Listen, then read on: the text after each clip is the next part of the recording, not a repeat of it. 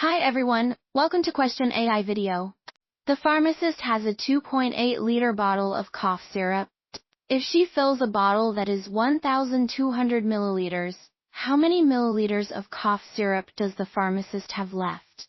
1 liter equals 1,000 milliliters. The options are 160 milliliters, 400 milliliters, 1,600 milliliters, 4,000 milliliters. Want the full explanation? Check out the details below for the complete answer.